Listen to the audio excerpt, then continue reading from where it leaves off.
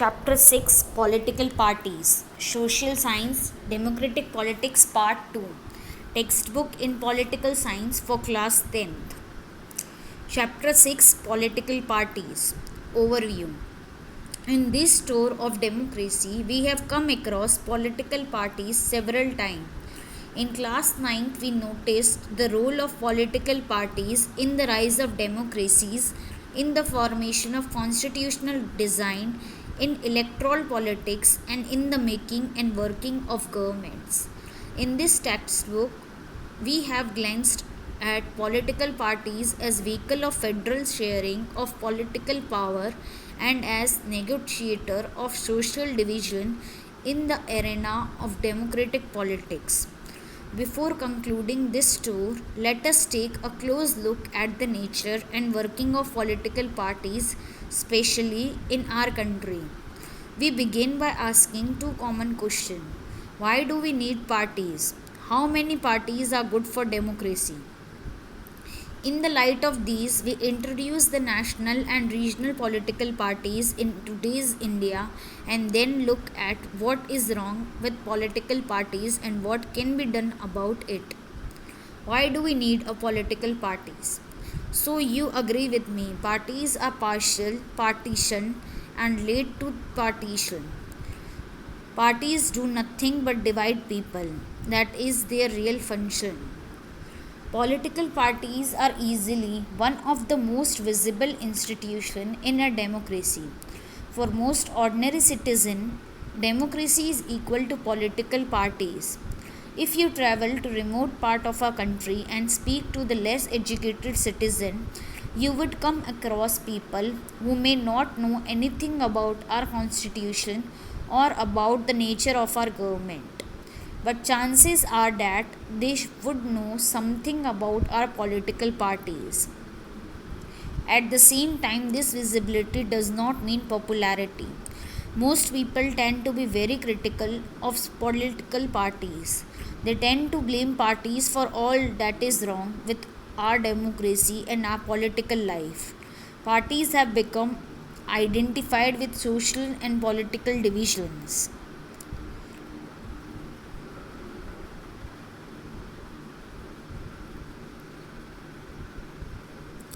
Therefore, it is natural to ask, do we need a political parties at all?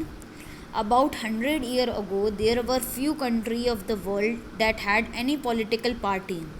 Now there are few that do not have party. Why did political parties become so omnipresent in democracy all over the world? Let us first answer what political party are and what they do before we say why we need them. Meaning, a political party is a group of people who come together to contest election and hold power in the government.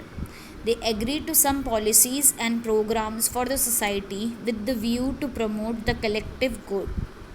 Since there can be different view on what is good for all, parties try to persuade people why their policies are better than other. They seek to implement these policies by winning popular support through elections. Thus, parties reflect fundamental political division in a society. Parties are about a part of the society and thus involve partisanship. Thus, a party is known by which part it stands for, which policies it supports, and whose interests it upholds. A political party has three components: the leader, the active member, and the followers. Function. What does a political party do? Basically, a political parties fill political offices and exercise political power. Parties do so by performing a series of functions. Parties contest election. In most democracy, elections are fought mainly among the candidates put up by political parties. Parties select these candidates in different way.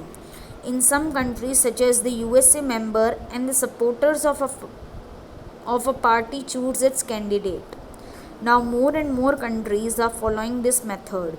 In other countries like India, top party leaders choose candidate for contesting election. Partition. Glossary. A person who is strongly committed to a party, group or faction. Partisanship is marked by a tendency to take a side and inability to take a balanced view on an issue. Parties put forward different policies and programs, and the voters choose from them. Each of us may have different opinion and view on what policies are suitable for the society, but no government can handle such a large variety of views. In a democracy, a large number of similar opinions have to be grouped together to provide a direction in which policies can be formulated by the governments. This is what the parties do. A party reduced a vast multitude of opinion into a few basic positions which it supports. A government is expected to base its policies on the line taken by the ruling party. Parties play a decisive role in making law for a country. Formally, laws are debated and passed in the legislature. But since most of the members belong to the party, they go by the direction of the party leadership, irrespective of their personal opinions. Okay, granted that we can't live without political parties. But tell me, on what ground do people support a political party? Parties form and run government. As we noted last year, the big policy decisions are taken by political executive that comes from the political parties. Parties recruit leaders, train them, and then make them ministers to run the government in the way they want. Those parties that lose in the election play the role of opposition to the party in power by voicing different views and criticizing government for its failure or wrong policies. Opposition parties also mobilize opposition to the government. Parties shape public opinion. They raise and highlight issues. Parties have lack of members and activists spread all over the country. Many of the pressure groups are the extension of political parties among different sections of society. Parties sometimes also launch movements for the resolution of problems faced by people. Often, opinion in the society crystallize on the line parties take. Glossary: ruling party, political party that runs government. Parties provide people access to government machinery and welfare scheme implemented by the government. For an ordinary citizen, it is easy to approach a local party leader than a government officer. That is why they feel close to parties even when they do not fully trust them. Parties have to be responsive to people's need and demand. Otherwise, people can reject those parties in the next election. Necessities. This list of functions, in a sense, answer the question asked above. We need political parties because they perform all these functions. But we still need to ask why modern democracies cannot exist without political parties. We can understand the necessity of political party by imagining a situation without parties. Every candidate in the election will be independent, so no one will be able to make any promise to the people about any major policy change. The government may be formed, but its utility will remain ever uncertain. Elected representatives will be accountable to their constituency for what they do in the locality, but no one will be responsible for how the country will be run. We can also think about it by looking at the non party based election to the panchayat in many states. Although the parties do not contest formally, it is generally noticed that the village gets split into more than one faction, each of which put up a panel of its candidate. This is exactly what the party does. That is the reason we find political parties in almost all countries of the world, whether the countries are big or small, old or new, developed or developing. The rise of political parties is directly linked to emergence of representative democracies. As we have seen, large societies need Large society need representative democracy. As societies become large and complex, they also needed some agency to gather different view on various issues and to present these to the government. They needed some way to bring various representatives together so that a responsible government could be formed. They needed a mechanism to support or restrain the government, make policies, justify or oppose them. Political parties fulfill these needs that every representative government has. We can say that parties are a necessary condition for a democracy. Categorize these photographs by the function of political parties they illustrate. Find one photograph or news clipping from your own areas for each of the function listed above. How many parties should we have? In a democracy, any group of citizens is free to form a political party.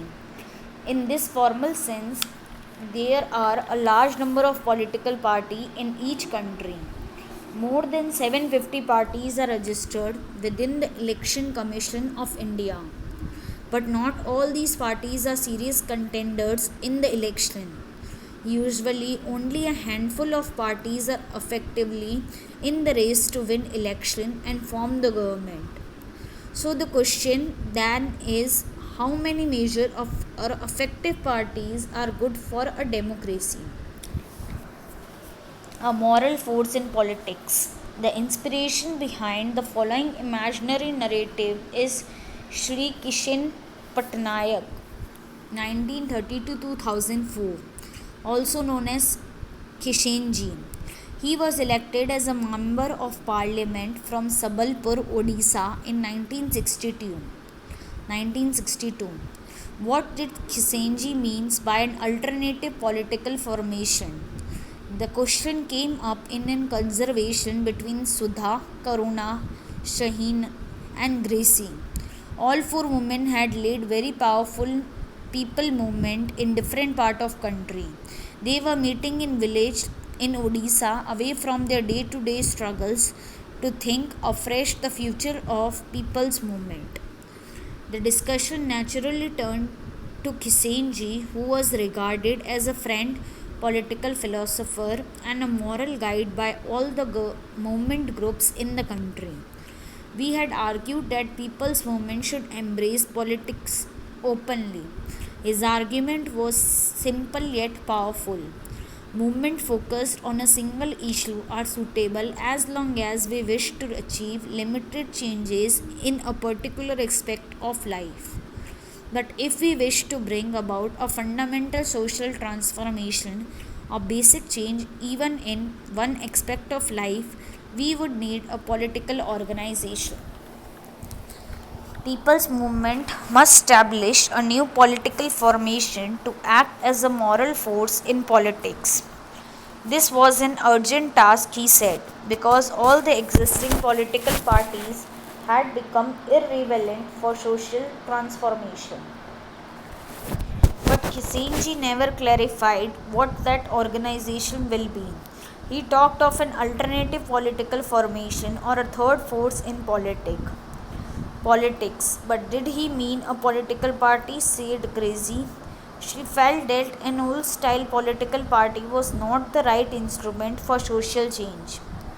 Shruda agreed with her. I have thought about it several times. I agree that all the struggle that we are involved with, the struggle against displacement, against globalization, against caste and gender oppression, and for an alternative kind of development, all this is political. But the moment we form a party, all the goodwill will have earned all these years will be lost. People will think for us as no different from other politicians. Besides, added Karuna, we have seen that a lot can be achieved by putting pressure on the existing political parties. We tried putting up candidate in panchayat election, but the results were not very encouraging. People respect our work, they even adore us, but when it comes to voting, they go for the established political parties. Shireen did not agree with them. Let us be very clear. Kishlenji wanted all the people's movement to forge a new political party. Of course, he wanted this party to be a different kind of a party. He was not for a political alternative but for an alternative kind of politics. Kishlenji is no more. What would you advise to these four activists? Should they form a new political party? Can a political party become a moral force in politics? What should the party be like? In some countries, only one party is allowed to control and run the government. These are called one-party system. In class 9th, we noted that in China, only the Communist Party is allowed to rule. Although legally speaking, people are free to form political parties, it does not happen because the electoral system does not permit free competition for power. We cannot consider one party system as a good option because this is not a democratic option. Any democratic system must allow at least two parties to compete in election and provide a fair chance for the competing parties to come to power. In some countries, power usually changes between two main parties. Several other parties may exist, contest election, and win a few seats in the national legislatures. But only the two main parties have a serious chance of winning majority of seats to form the government. Such a party system is called two-party system. The United States of America and the United States Kingdom are examples of the two-party system. If several parties compete for power and more than two parties have a reasonable chances of coming to power either on their own strength or in alliance with others, we call it a multi-party system. Thus in India we have multi-party system. In this system the government is formed by various parties coming together in a coalition. When several parties in a multi-party system join hands for the purpose of contesting election and winning power, it is called an alliance or a front.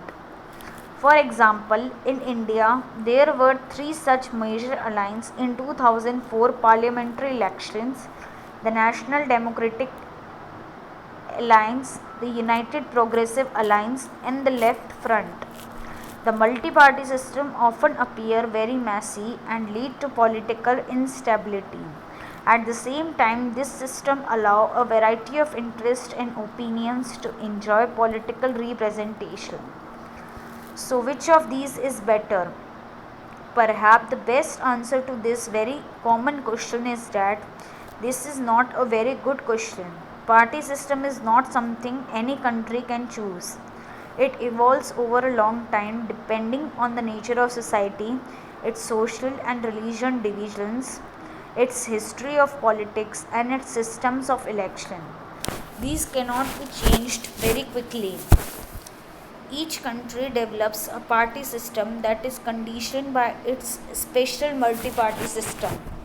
It is because the social and geographical diversity in such a large country is not easily absorbed by two or even three parties. No system is ideal for all countries and all situations. I wonder how politicians manage these coalitions. I cannot even remember the name of all the parties. Let us apply what we have learned about party system to the various states within India. Here are three major types of party system that exist at state level. Can you find the name of at least two states for each of these types?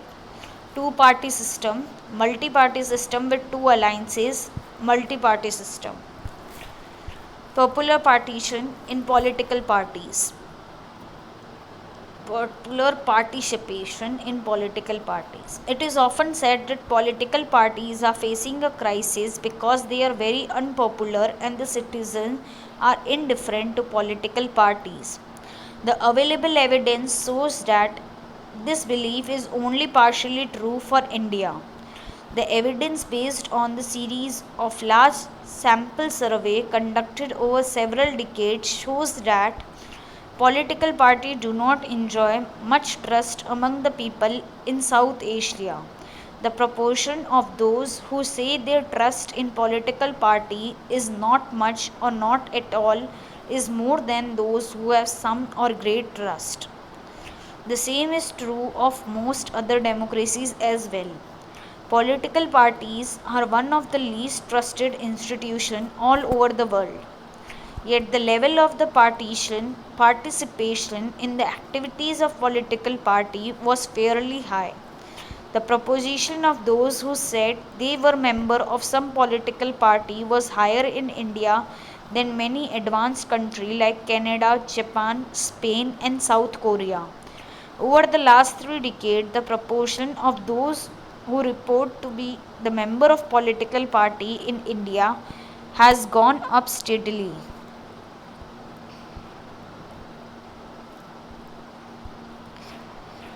The proportion of those who say they feel close to the political party has also gone up in India in this period.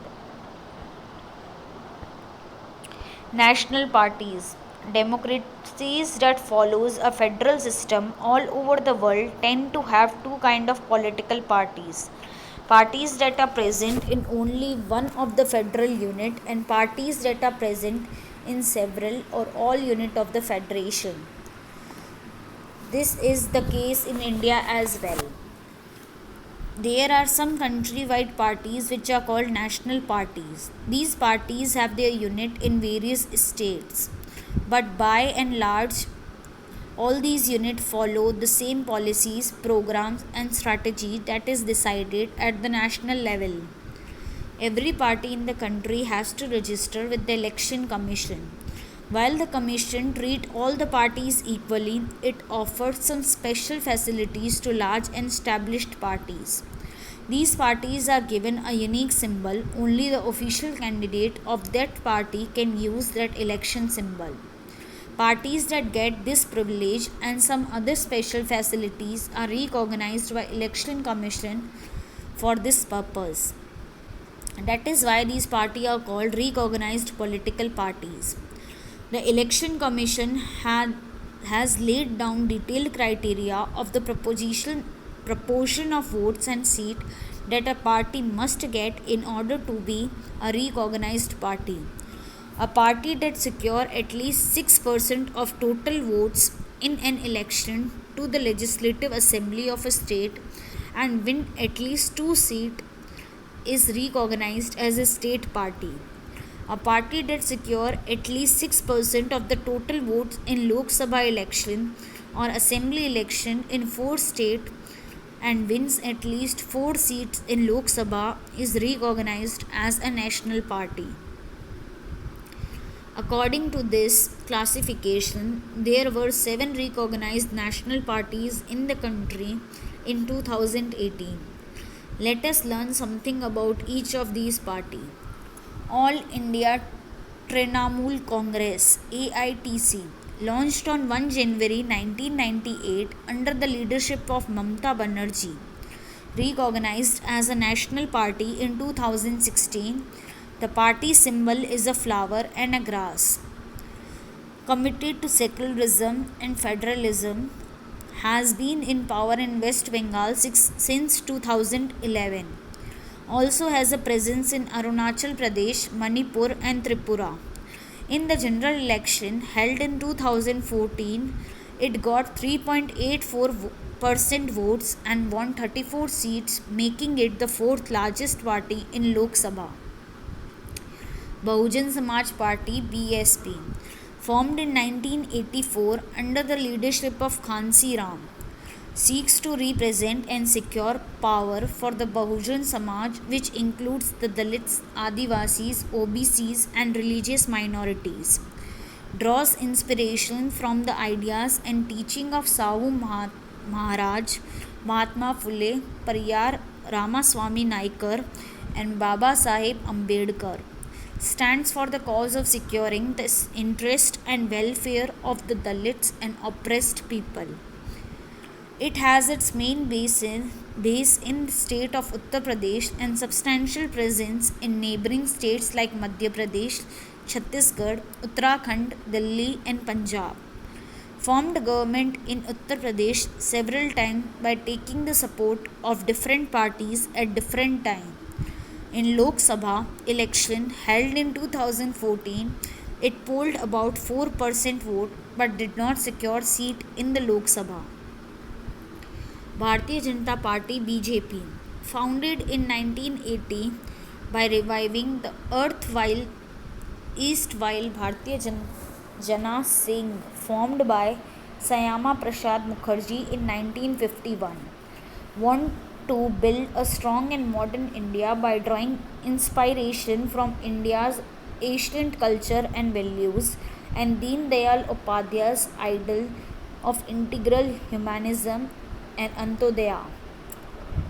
Cultural nationalism or Hindutva is an important element in its conception of Indian nationalhood, nationhood, and politics. Want full territorial and political integration of Jammu and Kashmir with India. A uniform civil code for all the people living in the country, irrespective of religion, and ban on religious conversions. Its support base increased substantially in the 1990s. Earlier limited to north and west and to urban areas, the party expanded its support in the south, east, and northeast and to rural areas. Came to the power in 1998 as the leader of National Democratic Alliance, including several regional parties. Emerged as the largest party with 282 members in 2014 Lok Sabha election. Currently leads the ruling NDA government at the centre. Communist Party of India CPI, formed in 1925, believes in Marxism, Leninism, secularism, and democracy. Opposed to the forces of secessionism and communalism, accepts parliamentary democracy as a mean of promoting the interest of the working class, farmer, and the poor. Became weak after the split in the party in 1964 that led to the formation of the CPI. Significant presence in the state of Kerala, West Bengal, Punjab, Andhra Pradesh, and Tamil Nadu. Its support base had gradually declined over the year. It secured less than 1% vote and one seat in the 2014 Lok Sabha elections. Advocate the coming together of all left parties to build a strong left front. Communist Party of India, Marxist CPIM, founded in 1964, believes in Marxism, Leninism, supports socialism, secularism, and democracy, and opposes imperialism and communalism. Accepts democratic election as a useful and helpful means for securing the objective of socio-economic justice in India.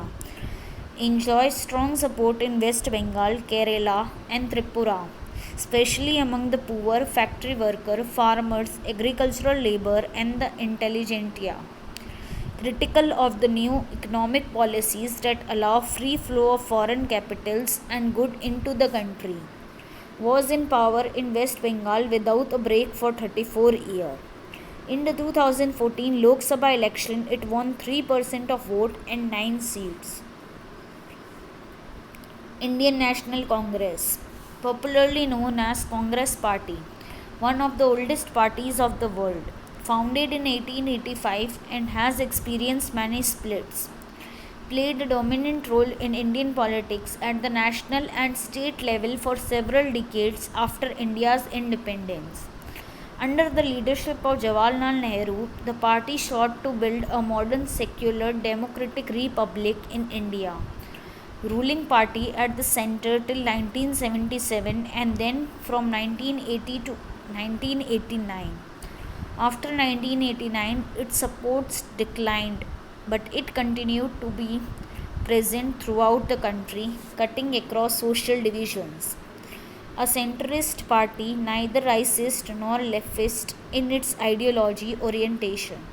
The party espouses secularism and welfare of weaker sections and minorities. Supports new economic reform but with the human face. Leaders of the United Progressive Alliance UPA government from 2014 to 2004 to 2014. Currently, it is principal opposition party in the Lok Sabha. National Congress Party NCP formed in 1999 following a split in the Congress Party, espouses democracy, Gandhian secularism, equity, social justice, and federalism. Wants that high office in government be confined to natural born citizen of the country. A major party in Maharashtra and has a significant presence in Meghalaya, Manipur, and Assam. A coalition partner in the state of Maharashtra in alliance with the Congress. Since 2004, a member of the United Progressive Alliance. State party. Other than these 7 parties, most of the major parties of the country are classified by Election Commission as state parties. These are commonly referred to as regional parties. Yet these parties need to be regional in their ideology or outlook. Some of these parties are all India party that happen to have succeeded only in some states. Parties like the Samajwadi Party and Rashtriya Janata Dal have national level political organization with units in several states. Some of these parties like Biju Janata Dal, Sikkim Democratic Front, Mizo National Front and Telangana Rashtra Samiti are conscious about their state identity. Over the last 3 decades, the number and the strength of these parties have expanded. This made the Parliament of India politically more and more diverse. No one national party is able to secure on its own a majority in the Lok Sabha until 2014. As a result, the national parties are compelled to form alliance with state party. Since 1996, nearly every one of the state parties has got an opportunity to be the part of one or the other national level coalition government. This has contributed to the strengthening of federalism and democracy in our country. Challenges to political party. We have seen how crucial political parties are for working of democracy. Since parties are the most visible face of democracy, it is natural that people blame parties for whatever is wrong with the working of democracy. All over the world, people express strong dissatisfaction with the failure of political parties to perform their functions well. This is the case in our country too. Popular dissatisfaction and criticism has focused on 4 problem areas in the working of political parties. Political parties need to face and overcome these challenges in order to remain effective instruments of democracy.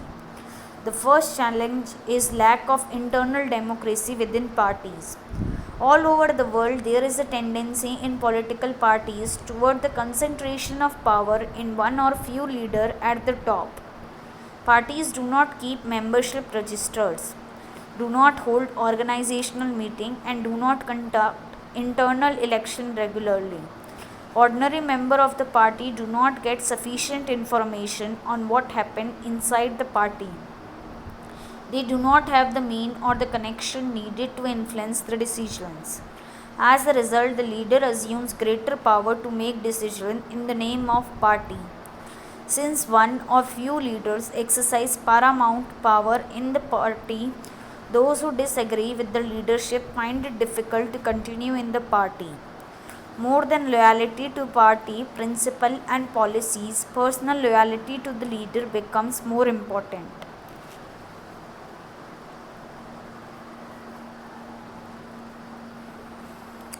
Why don't parties give enough tickets to women? Is that also due to lack of internal democracy? The second challenge of dynastic succession is related to the first one. Since most political parties do not practice open and transparent procedure for their functioning, there are very few ways for an ordinary worker to rise to the top in a party. Those who happen to be the leader are in position of unfair advantage to favor people close to them or even their family members. In many parties, the top positions are always controlled by members of one family. This is unfair to other members of that party. This is also bad for democracy since people do not have adequate experience or popular support come to occupy position of power. This tendency is present in some measures all over the world, including in some of the older democracies. The third challenge is about growing the role of money and muscle power in parties, especially during elections. Since parties are focused only on winning election, they tend to use shortcuts to win election. They tend to nominate those candidates who have and can raise lot of money. Rich people and companies who give funds to the parties tend to have influence on the policies and decision of the party. In some cases, party supports criminals who can win elections. Democrats all over the world are worried about the increasing role of rich people and big companies in democratic politics. The fourth challenge is that very often parties do not seem to offer a meaningful choice to the voter. In order to offer meaningful choice, party must be significantly different. In recent years, there has been a decline in ideological difference among parties in most part of the world. For example, the difference between the Labour Party and the Conservative Party in Britain is very little. They agree on more fundamental aspects but differ only in detail on how the policies are to be framed and implemented. In our country, the differences among all the major parties on economic policies have reduced. Those who want really different policies have no option available to them. Sometimes people cannot even elect very different leader either because the same set of leaders keep shifting from one party to another. Does that suggest that in democracy people contest election only to make money? But isn't it true that there are politicians committed to the well-being of the people? Can you identify which of the challenges described in this section are being highlighted in these cartoons on page 83 to 85? What are the ways to curb the misuse of money and muscle power in politics? How can party be reformed? In order to face these challenges, political parties need to be reformed. The question is, are political parties willing to reform? If they are willing, what are preventive them from reforming so far? If they are not willing, is it possible to force them to reform? Citizens all over the world face this question. This is not a simple question to answer. In a democracy, the final decision is made by the leader who represent political parties. People can replace them but not by another set of political leader. If all of them do not wish to reform, how can anyone force them to change? Let us look at some of the recent efforts and suggestions in our country to reform political parties and its leader. Glossary: defection, changing party allegiance from the party on which the person got elected to a different party. The constitution was amended to prevent elected MLAs and MPs from changing parties. This was done because many elected representatives were indulging in defection in order to become minister or for cash reward. Now the law says that if any MLA or MP changes party, he or she will lose the seat in the legislature. This new law has helped bring defection down. At the same time, this has made any dissent even more difficult. MP and MLAs have to accept whatever the party leader decides. The Supreme Court passed an order to reduce the influence of money and criminals. Now it is mandatory for every candidate who contests election to file an affidavit giving detail of his property and criminal cases pending against him. The new system has made a lot of information available to the public, but there is no system of check if the information given by the candidate is true. As yet, we do not know if it has led to decline in the influence of the rich and the criminals. The Election Commission passed an order making it necessary for the political party to hold their organizational election and file their income tax return. The party have started doing so, but sometimes it is a mere formality. It is not clear if this step has led to greater internal democracy in political parties. Beside these, many suggestions are often made to reform political party. A law should be made to regulate the internal affair of political party. It should be made compulsory for political parties to maintain a register of its member, to follow its own constitution, to have an independent authority, to act as a judge in case of party dispute, to hold open election to the highest post. It should be made mandatory for political parties to give a minimum number of tickets, about one third, to women candidates. Similarly, there should be a quota for women in decision making bodies of the party. There should be state funding of elections. The government should give parties money to support their elections expenses. This support could be given in kind of petrol, paper, telephone, etc. Or it could be given in cash on the basis of the vote secured by the party in the last election. These suggestions have not yet been accepted by political parties. If and when these are accepted, these could lead to some improvement. But we must be very careful about legal solution to political problem. Over regulation of political parties can be counterproductive. This would force all the parties to find ways to cheat the law. Besides, political parties will not agree to pass a law that they do not like. There are two other ways in which political party can be reformed. One, people can put pressure on political parties. This can be done through petition, publicity and agitation. Ordinary citizen, pressure group and the movement and the media can play an important role in this. If political parties feel that they would lose public support by not taking up reform, they would become more serious about reforms. Two political parties can improve if those who want this join political parties. The quality of democracy depends on the degree of public participation. It is difficult to reform politics if ordinary citizens do not take part in it and simply criticize it from the outside. The problem of bad politics can be solved by more and better politics. We shall return to this theme in final chapter. Glossary. Affidavit, a signed document submitted to an officer where a person makes a sworn statement regarding her personal information. Exercise. Thank you.